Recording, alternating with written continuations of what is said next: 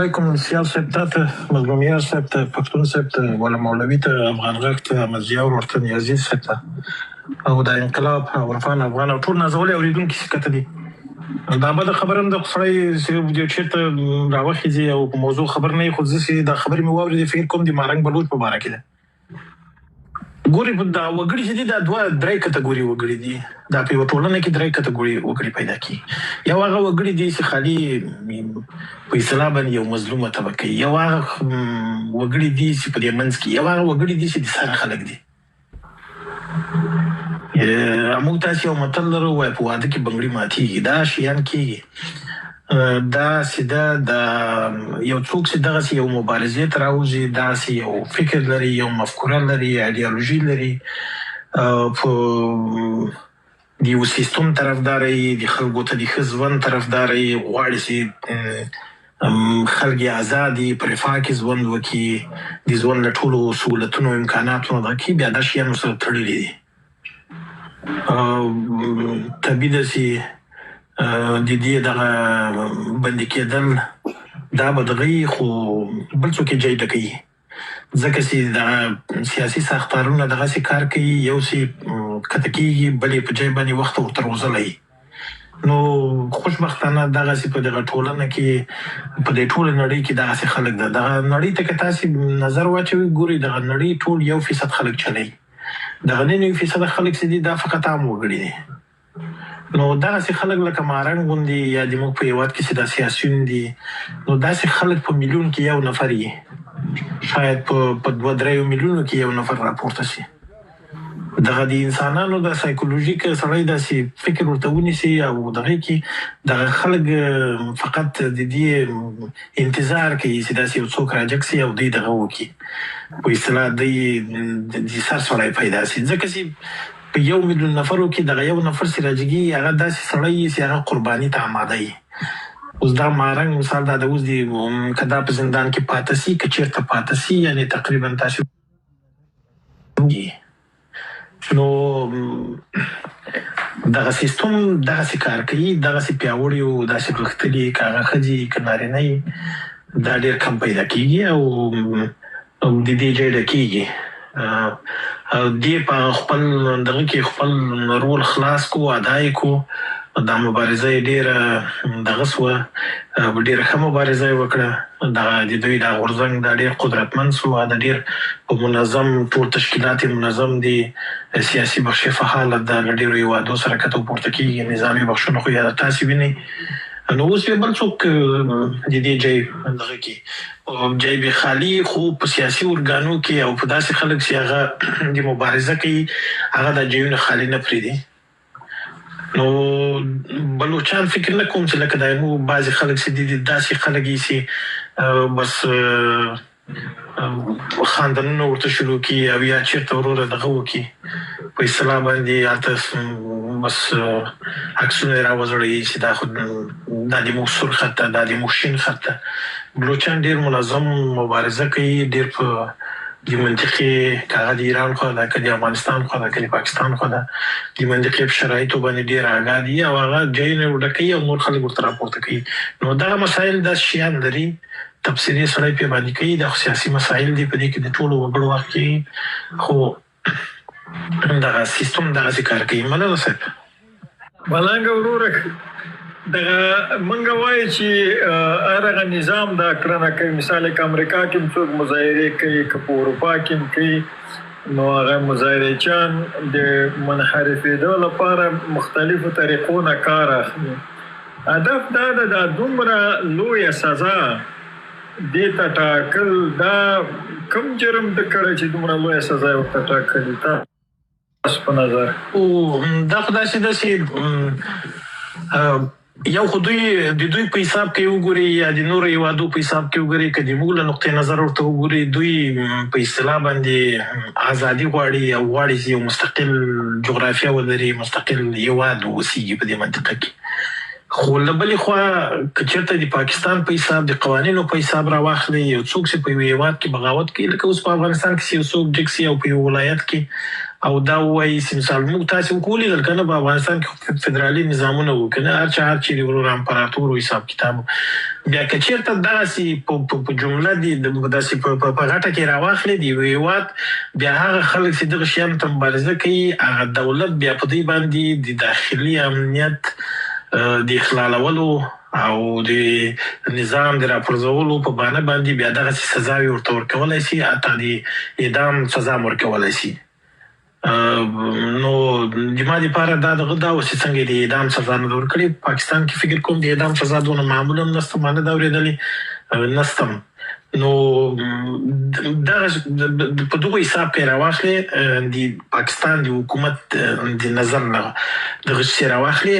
هغه د نظام په حیث باندې دا ځان ته دا حق ورکوي د قوانینو په اساس باندې چې دې ته دا جزا ورکړي. خو که چېرته په دا بلې خوا د موږ له فکره یا د دوی له فکرې راواخلې د موږ په نظر باندې دا غلطه ده. که دغسې کار اوس مثال چېرته په افغانستان کې اوسي او دغسې استاد عطا بیرته راسي او په افغانستان کې مزار ونیسي او دا ووایي چې دغه سمت شمال زه بل جمهوریت بل په اصطلاح جمهوریت جوړوم یا بل هېواد جوړوم که نظام هغه ونیسي د هغه د سر پرې کولو د اعلان کولو حق لري ځکه چې دا د هېواد له دغه سره جرم ده. داسې حساب کې داسې خبر سیال صاحب. مننه کور دې ودان نیازی صاحب تاسو ځای مناسب شو که نه؟ سفر وکړه چې تاسو بل چاته وفار کې دا مغواړ درته نیسي.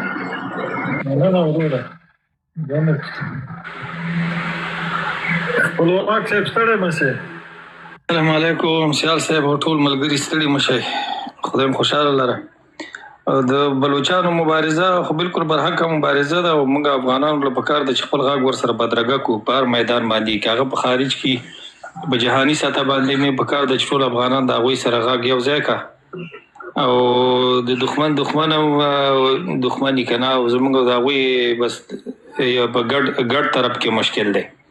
یو خو دا خبره ده بل د لوی افغانستان برخه و هغه بل زموږ سره بالکل یووالی کوي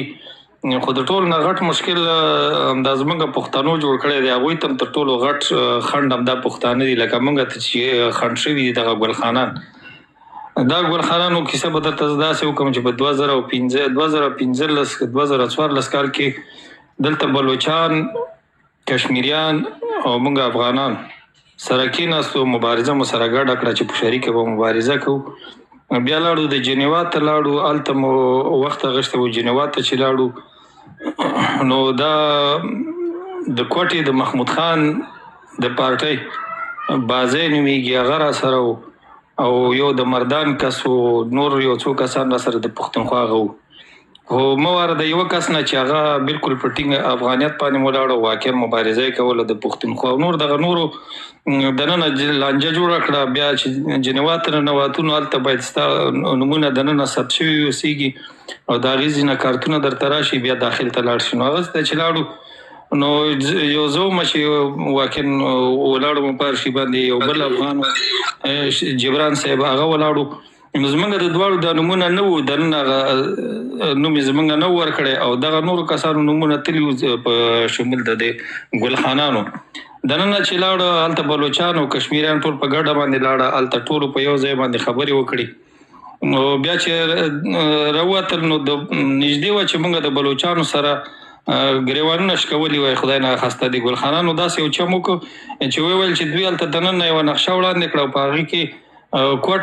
کوټه او د پښتنو ډېرې سیمې دوی په بلوچستان ورګډې کړې وې د هغې نقشې په سر باندې زموږ د دوی سره جنجال شو او چې موږ بیا پلټنه وکړه هغه وویل چې موږ هرګز داسې نقشه نه ده ورکړې او که دا نقشه د موږ سره کاپي شته دی وایي ګورئ موږ هېڅ جنجال نه لرو که تاسو ته کوم تغییر تبدیل ښکاري دا زموږ د خپل منځ خبره ده هماغسې در سره کوو خو په داخل کې موږ سره ولې داسې لانجه وکړه. نو بیا هغه اتحاد او هغه شی کمزوری که او خراب یې که بیا هغه افغانان صحیح توګه باندې بیا نه دي ورسره ناست شوي چې بیا دغه مبارزه سره په ګډه باندې په واقعا سره په مخه باندې ویسي. نو هدف مې دا دی چې موږ تاسو له پکار ده چې د دوی په هر ډګر کې په هر ځای کې خپل غږ ورسره بدرګه کړو او د یو بل د مضبوطیا باعث جوړ شو. بلوچان مخ راړي او افغانانو ته د ورونو په سترګه ګوري او پاکستان واقعا په تکلیف کړی دی. مارنګ بلوچ قرباني ورکړې ده قربانیانې به ورکوي نو دا خو غټه مبارزه ده قربانیانې به هم ورکوي او ډارېږي به نه شهیدان به هم ورکوي زخمیان به هم ورکوي زندانونه به هم تېروي دا ټول شیان به تېروي بد زموږ ګلخانان دي بدبخته چې دغه د ملګري زموږ پښتانه بندیان دي ملګري ټول بندیان دي هغه د علي وزیر زخمی وګورئ څومره وخت نه بندي دی څوک یې پوښتنه نه کوي دومره ټارچر چې هغې ته یې ورکړی دی چې د حد نه وتلی مریض دی دا نور 12 کسان سرکرده کلک افغانان دي بندیان دي دوی کې غیرت نشته دی چې یو په واقعیت باندې ودرېږي هغه د جرګې په نامه باندې وزیر اعلی پیردی صاحب چې ځان ډېر زیږ پښتون بولي او بس پړیش کول چې زه به دا وکړم همدې جرګې ته راوغوښته او په اسمبلی کې په پېښور کې جرګه کې ناست بیا د هغې نه بعد د جرګې اولې په جرګه کې د خبرو بیان اجازه ورنه کړه بیا د هغې نه بعد چې کله د جرګې نه وتل بیا ورته عملته ولاړ دي بندیان یې کړه بویتله نه وزیر اعلی ښکالو راوځي او نه ښه نه بد لاړ هغه خلک هم بندیان دي ټارچرې کېږي سزاګانې ورکول کېږي بې دریغه سزاګانې خوري دا ځوانان دا د دې کام په خاطر باندې دی خپل ملت په خاطر باندې ودرېدلي دي خو په دې خلکو کې غیرت په ایمان کشته دی هغه د پی ټي ایم ملګري چې دي هغوی لګیا دي په ښکاره باندې نشي راوتی خو تنظیم سازي کوي واقعا لګیا دي د شپې باور په خدای وکړه چې د شپې لګیا دي مبارزه کوي د یو بل سره ناستې کوي بېغمه تنظیم سازي کوي لګیا دي کار کوي دا د ملګري نه وایي چې بس هغه حرکت و د پښتنو د منځه لاړ هغه د منځه نه دی تللی اوس لږ غلی شوی کمزوري رامنځته ده ټارګېټ کېږي د سر خلک نو د دې لپاره دوی لګیا دي په داخل کې مبارزه کوي تر څو کام سره را برابر کا او دوی به بیا یو دمي انشاءالله خپل وسته ګوري کني هغه د خیبر جرګه وکړه قسمونه قرانونه د ټولو پارټیانو نه واغشته دغه محمود خان ډلې نه دا په نېشنلیانو نه